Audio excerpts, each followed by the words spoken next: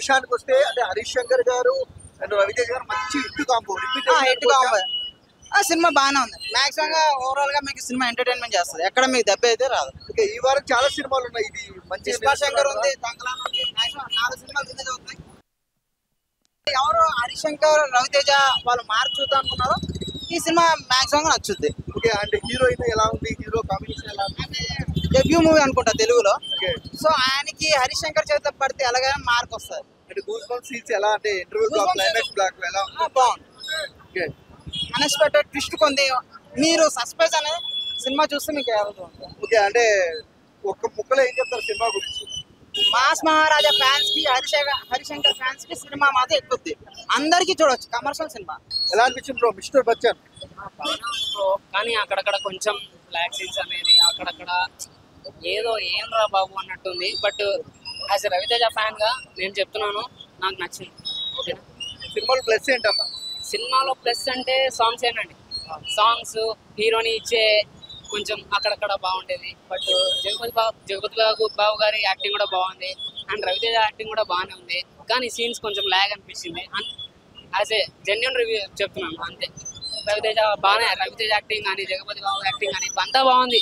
కానీ కొంచెం scenes lag అయ్యానే అనిపిస్తుంది అంతే. అంటే హరీష్ శంకర్ గారు అన్నారు రిపీటెడ్ ఆడియన్స్ ఎక్కువ వస్తారు ఈ సినిమా. అలా ఏం లేదు, బట్ సీన్స్ కొంచెం ల్యాగ్ అయ్యానట్టు అనిపిస్తుంది అంతే. దానికన్నా పిచ్చి ఇంకేం లేదు.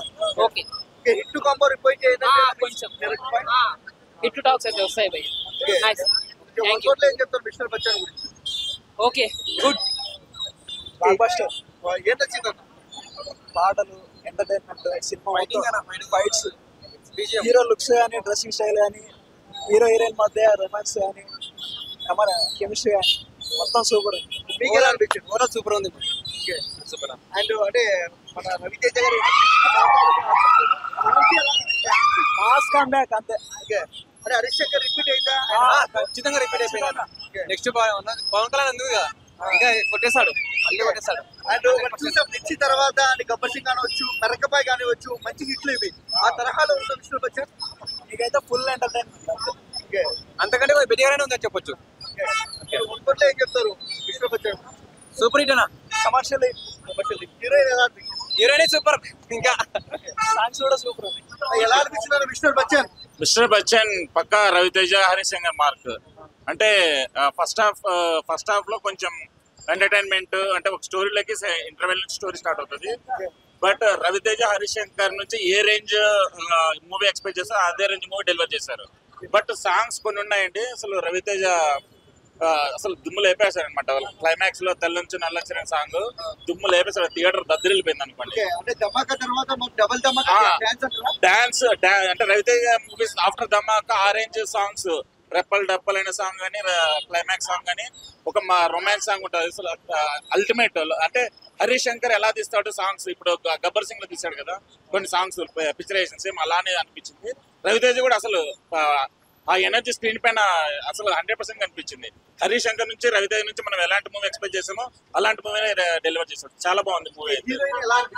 హీరోయిన్ అసలు అంటే మామూలుగా మన రెగ్యులర్ సినిమాలు చూస్తాం కదా, హీరోయిన్ పర్ఫార్మెన్స్ హీరోయిన్ కి అంత స్కోప్ ఉండదు అనమాట. ఈ మూవీలో నేను హిందీలో రైట్ కూడా చూసాను, బట్ అందులో హీరోయిన్ అంటే ఇంత డ్రామా లేదు. యాక్చువల్ గా మెయిన్ ఎమోషన్ అలా ఏం లేదండి. అంటే అది బ్యాక్ డ్రాప్ అదే కదండి. ఇప్పుడు సెల్ ఫోన్స్ ఏమన్నా మూవీలో అది మామూలుగా డ్రోన్ ఫోన్స్ ఉంటాయి కదా, ఆ ఫోన్స్ యూజ్ చేసి మొత్తం అంతా ఆ 90s లో ఎలా ఉంటుందో అలానే తీసాడు. టెకప్ కూడా కామియా రోల్ ఉందండి.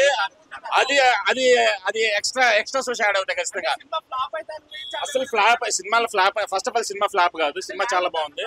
లాగనేం లేదు. అంటే చెప్పడానికి ఎక్కువ టైం తీసుకున్నాడు అంతే. బట్ ఆ లాగ్ ని రవితేజ ఎనర్జీ కవర్ చేశాడు, దాంట్లో ఏం లేదు.